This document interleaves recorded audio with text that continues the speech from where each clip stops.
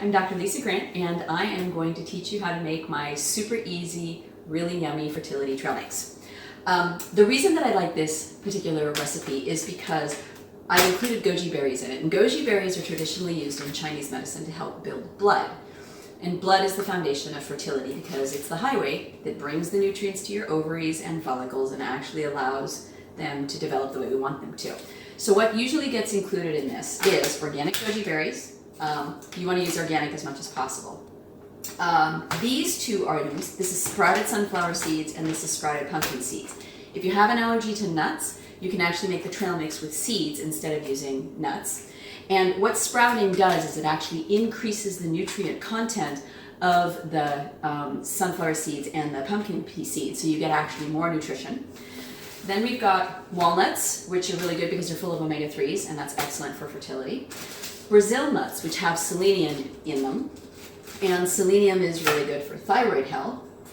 Almonds, which have a lot of calcium in them, and to finish it off, some flax seeds. And I really like the kind that you get from Trader Joe's. I promise I don't own stock in their company. But the golden flax seeds that they carry have a really lovely nutty flavor.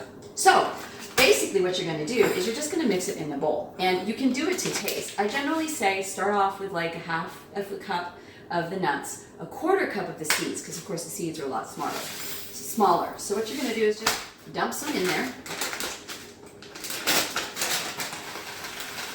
And the beauty of this mix is that you can mix and match what you're adding to it so that it has a different flavor every week. Now, there's a lot of sugar in any kind of dried fruit, and so you want to use the goji berries somewhat sparingly. Please don't make it half goji berries.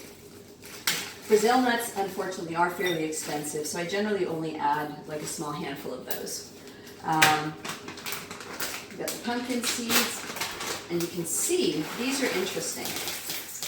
The pumpkin seeds actually have been shelled, which makes them easier to digest, but they also have that really interesting look where you can see that they're softer and the color is a little different from regular pumpkin seeds.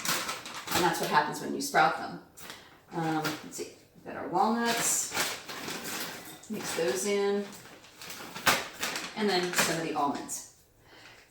One of the things that's really important when you're trying to get pregnant is to eat snacks that are good. And all of us get bored with just a handful of nuts. Plus, eating the same thing over and over again gets boring.